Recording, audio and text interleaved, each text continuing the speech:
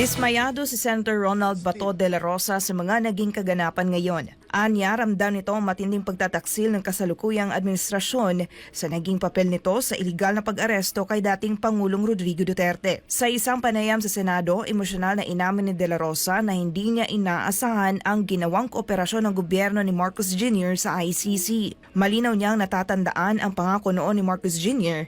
na hindi makikipagtulungan ang Pilipinas sa International Criminal Court o ICC pagdating sa investigasyon sa war on drugs ng Duterte administration. Pero kabaliktaran ang ginawa nito. Feeling betrayed. Feeling betrayed.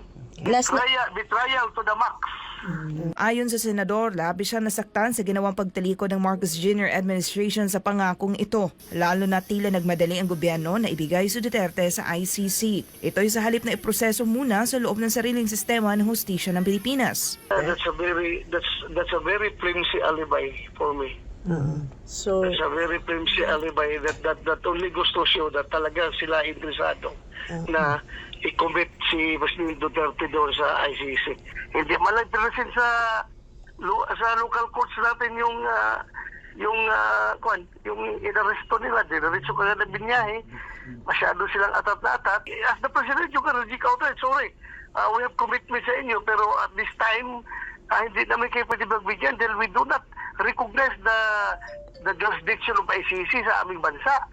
Maintindihan naman yan ng Interpol eh. Kaugnay nito, mariing itinanggi ni Senator de la Rosa na siya'y nagtatago matapos ang pag-aresto kay dating Pangulong Duterte sa bisa ng warrant mula sa ICC. Iginiit ng senador na siya'y patuloy na lumalabas at isinasagawa ang kanyang normal na mga aktibidad, kabilang ang pangangampanya sa iba't ibang bahagi ng bansa. Hindi ko nagtatago. Dito lang ako. Nagkampanya ako sa mga bundok-bundok ng Surigao at Tagusan. Ginawa ni De La Rosa ang paglilinaw matapos kumalat ang espekulasyon na maaaring nagtago na ito upang maiwasan ang posibleng pag-aresto sa kanya. Si De La Rosa na kapwa-akusado ni Duterte sa kaso ng Crimes Against Humanity kaugnay ng umano'y madugong giyera kontra droga ay nagpahayag ng kahandaan na harapin ang anumang legal na aksyon laban sa kanya. Yeah, I will live a normal life. I will lead a normal life unless warrant is being served. sir, If warrant is being served, is to be served, then I'm ready. Dagdag pa ng senador, kung sakaling ilabas na ang kanyang arrest warrant, handa siyang sumuko at samahan si Duterte sa detention. Pagpaparest ako pag may arrest warrant na, paano ko entertainin nila doon kung wala ko sarado para hindi ko papasukin doon. Di ba? Hindi ko papasukin. Sa kabila ng kinakaharap na kaso, patuloy ang paninindigan ni De La Rosa na hindi siya magtatago sa batas. I can run. The Philippines is too wide for me to